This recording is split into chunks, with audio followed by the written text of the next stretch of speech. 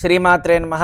కర్కాటక రాశి వారికి సర్పశాప ప్రభావం ఎలా ఉండబోతుంది? మనకి ప్రతి రాశికి కూడా కొన్ని దోషాలు, కొన్ని ప్రభావాలు ఉంటాయన్నమాట. పుట్టిన వాళ్ళందరికీ కూడా దోషాలు, శాపాలు ఉంటాయి అనుకోవడానికి చాలా తప్పు. ఎందుకంటే అన్ని రాశులకు ఉండవు. ఒకవేళ కర్కాటక రాశిలో జన్మించిన వారైనా సరే వాళ్ళకి అందరికీ ఉంటాయంటే అందరికీ ఉండవు. 10 మందిలో కర్కాటక రాశిలో జన్మించిన వారికి ఒకరికో ఇద్దరికో ఉంటాయన్నమాట. ఎందుకంటే కొంతమంది ఎన్నో పూజలు చేసి, ఎన్నో వ్రతాలు చేసి, ఎన్నో చేసినా కొంతమందికి ఫలితం ఉండట్లేదు.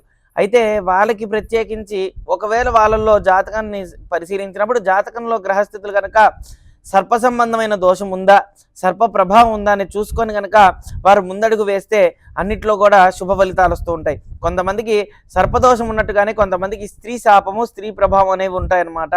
ఒకవేళ స్త్రీ దోషం ఉంటే కనుక వారు ఏం చేసుకుంటే మంచిది? అసలు స్త్రీ శాపం అనేది ఎన్ని రకాలుగా ఉంటుందో ముందుగా చూసుకుంటే 4 రకాలుగా ఉంటుంది. ముందుగా చూసుకుంటే అన్నిటికీ ప్రధానమైనది వంశశాపం. ఈ వంశశాపం వల్ల కొంతమంది అంగవైకల్యంతో పుట్టడం, మనోవైకల్యంతో పుట్టడం జరుగుతుందన్నమాట. అంటే గర్భిణీ స్త్రీకి ఇష్టం లేకుండా తీసేసినప్పుడు భ్రూణహత్య దోషం అంటారు. ఇది వస్తే కనుక గర్భిణీ సంబంధమైన దోషం అంటారు అనమాట. దీన్ని భ్రూణహత్య దోషం అంటారు. అదేవిధంగా వంశశాపం అని కూడా అనుకోవచ్చు అనమాట. వంశశాపంలో చూసుకుంటే మనోవైకల్యం, అదేవిధంగా అంగవైకల్యంతో పుట్టడం జరుగుతుంది. ఇలాంటి ప్రభావం అంతా కూడా ప్రప్రథమంలో ఉంటుంది. ద్వితీయంలో చూసుకుంటే భోగశాపము, భోగదోషము అంటారు.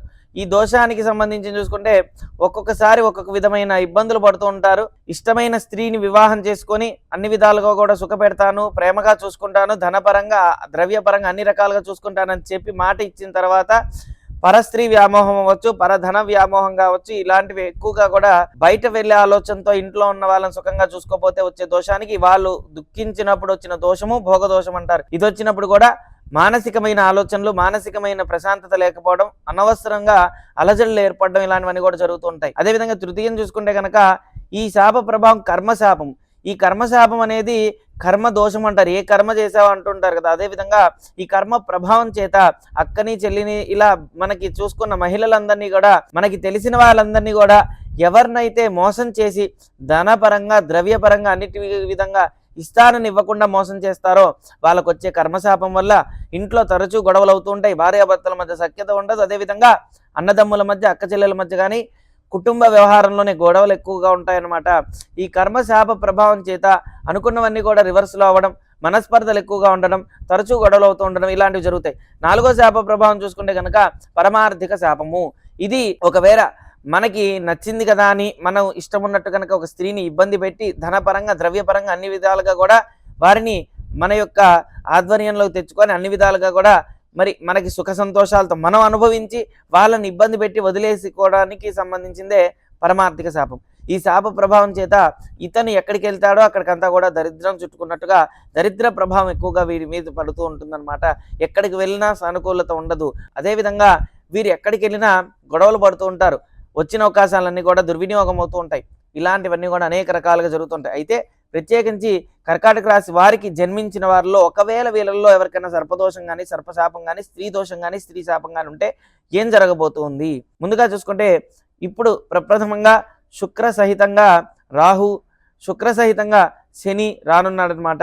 అదేవిధంగా బుధ సహితంగా రాహు, ఇవన్నీ కలయికతో ఉండటం వల్ల వీరికి ఏం జరగబోతుందనేది చూసుకుంటే ప్రప్రథమంగా 3 మాసాలు అనేది ఇప్పుడు జరుగుతున్నది భోగశాపము, భోగ దోషము అంటారు. భోగదోషము అంటే మనం అనుకున్నవన్నీ కూడా రివర్స్లో అవ్వటం, మనసు ప్రశాంతత లేకపోవడం, ఇబ్బందులు పడుతూ ఉండటం, వ్యతిరేకంగా ఉండటం, స్త్రీ మూలకంగా ధన నష్టం కలుగుతూ ఉండటం, స్త్రీ శాప ప్రభావం చేత అందులో శుక్ర సహితంగా రాహు ఉండటం వల్ల ఈ యొక్క ప్రభావం ఎక్కువగా ఉంటుంది.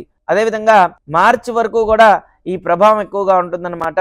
అనుకున్నవన్నీ కూడా వ్యతిరేకత ఎక్కువ అవుతూ ఉంటాయి, గొడవలు అవుతూ ఉంటాయి, మనస్పర్ధలు ఎక్కువగా ఉంటాయి, టెన్షన్స్ ఎక్కువ వస్తూ ఉంటాయి అన్నమాట. ఇవన్నీ కూడా భోగదోషం వల్ల జరిగే అవకాశం ఉందన్నమాట. అంటే రాహు అనే చండాల గ్రహంతో శుక్రుడు అనే యోగ గ్రహం కలవడం వల్ల ఇలాంటివి జరుగుతూ ఉంటాయి అన్నమాట. అదేవిధంగా శని సహితంగా రాహు, అదేవిధంగా శుక్రుడు 2 కలయికతో ఉండటం వల్ల కర్మభోగ సంబంధమైన ఎఫెక్ట్ ఎక్కువగా ఉందన్నమాట. ఈ యొక్క మార్చి 29 తర్వాత నుంచి కర్మ ప్రభావం, కర్మదోషం వల్ల ఎక్కువగా కూడా సమస్యలు ఏర్పడుతూ ఉన్నాయన్నమాట. ఈ శాప ప్రభావం చేత అనుకోని ప్రయాణాలు చేయడం, అనుకోకుండా గొడవలు పడుతూ ఉండటం, సరైన అవగాహన లేకపోవడం, మనస్పర్ధలు ఎక్కువగా ఉండటం, ఇంట్లో తరచూ భార్యాభర్తల మధ్య గొడవలు అవుతూ ఉండటం, ప్రేమ ఆప్యాయత లేకపోవడం, ఇలాంటివన్నీ కూడా ఎన్నో రకాలుగా ఇబ్బందులు పడే అవకాశం ఉంటుంది. దీన్ని ఏం చేసుకుంటే మంచి జరుగుతుందంటే, ముందుగా 3 మాసాల పాటు కూడా శుక్ర సహితంగా రుద్రహోమం, శుక్ర సమేతంగా శుక్ర మూల మంత్ర సహితంగా సంపుటితంగా రుద్రహోమం చేసుకోవడం.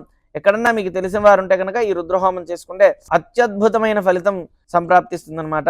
అదేవిధంగా దుర్గా సప్తశ్లోకి చదువుకోవడం చాలా మంచిది. రాహుకి దుర్గా సూక్త పారాయణం చేసుకుంటే మంచి ఫలితం ఉంటుందన్నమాట.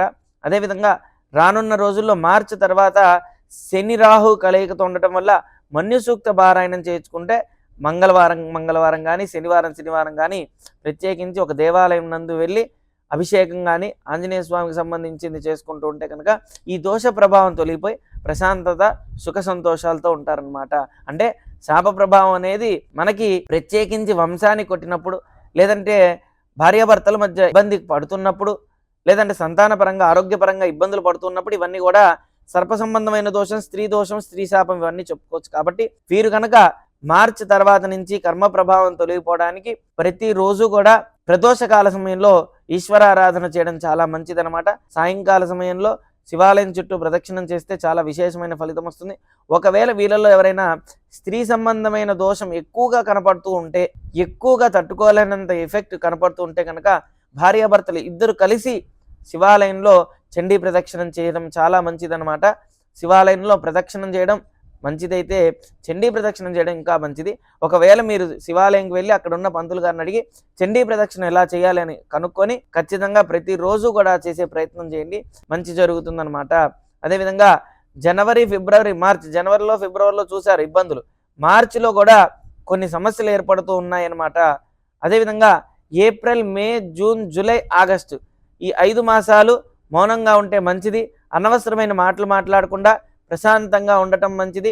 అదేవిధంగా ఈ దోష నివారణ కొరకు మీరు ప్రత్యేకించి ఎక్కువ శాతం సుబ్రహ్మణ్యేశ్వర స్వామి ఆరాధన చేయడం, ఈశ్వర ఆరాధన చేయడం చాలా మంచిది. మీ యొక్క జాతకంలో ఈశ్వర ఆరాధన చేస్తే విశేషమైన ఫలితం వస్తుందన్నమాట. అయితే అన్ని దోషాలే చెప్తున్నారు, శాపాలే తెలుస్తున్నాయండి అని భయపడకుండా, ఒకవేళ మనకి కనుక జాతకంలో బాలేదు అని తెలుసుకుంటే ఆ జాతక చక్రాన్ని పరిశీలించి ఒకవేళ మనకు ఉందా లేదా తెలుసుకొని తద్వారా ఆ నివారణ కొరకు మనకి సంబంధించిన ప్రక్రియలు చాలా ఉన్నాయి. జపం, తప, అర్చన, పూజ, పారాయణ, హోమ ఇలాంటివి చాలా రకాలు ఉన్నాయన్నమాట. దానిలో ఏదో ఒక విధంగా ఆ దోష నివారణ చేసుకొని ప్రశాంతతగా సుఖ సంతోషాలతో ఉండాలని మనస్ఫూర్తిగా కోరుకుంటున్నాను అనమాట. ఓం శ్రీ దత్తాయ నమః, ఓం శ్రీ దత్తాత్రేయాయ నమః.